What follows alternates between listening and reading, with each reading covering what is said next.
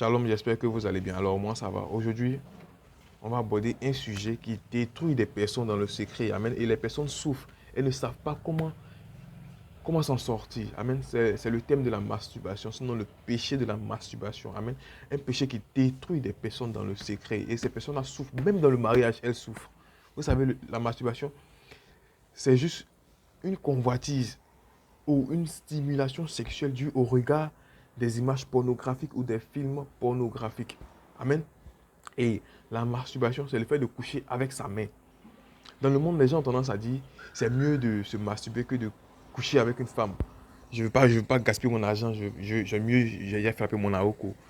Et ces personnes même utilisent souvent la Bible pour dire Dieu dit ne pas coucher avec une femme n'étant pas encore marié. Alors, c'est mieux de se masturber, au moins on ne fait rien de mal à quelqu'un. Bien aimé, tu es dans le faux et c'est un péché grave. Tu risques d'aller en enfer. Et la masturbation a des conséquences sur le physique et sur le spirituel. Bien aimé, c'est un péché qui détruit.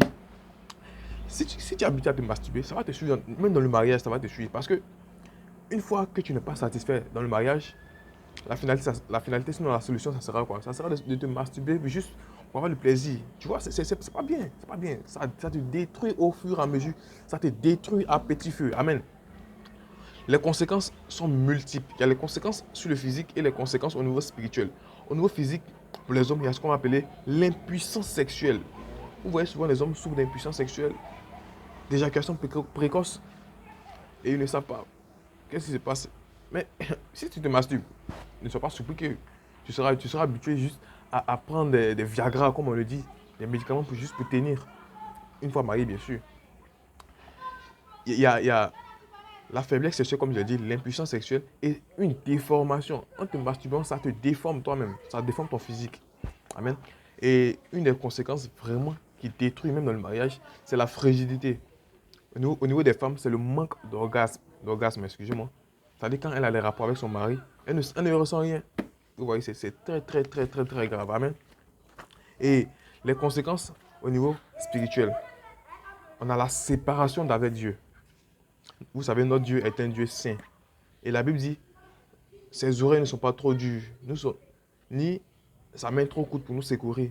Mais c'est le péché qui met une séparation entre Dieu et nous. Amen. Et la masturbation nous éloigne de la communion fraternelle. Parce que quand tu te masturbes, il y a une honte. Il y a une honte qui vient, qui t'empêche d'approcher les autres. Amen. Et elle ouvre une porte au démon, la masturbation. Parce qu'en te masturbant, tu es obligé de penser à une scène et tout ça. N'est-ce pas? Une scène pornographique. Et quand tu te masturbes, ça ouvre une porte au diable. Et c'est ce qu'on va appeler les démons des maris des nuits et tout ça. Bien aimé, tu peux sortir de la masturbation aujourd'hui même, si tu le veux. C'est de venir à Jésus, de voir un homme de Dieu. Parce que la masturbation, c'est un péché qui part en confessant. N'est-ce pas?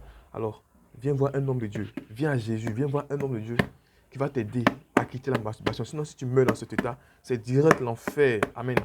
Que Dieu vous bénisse et j'espère que ce message pourra aider plusieurs personnes. Que Dieu vous bénisse.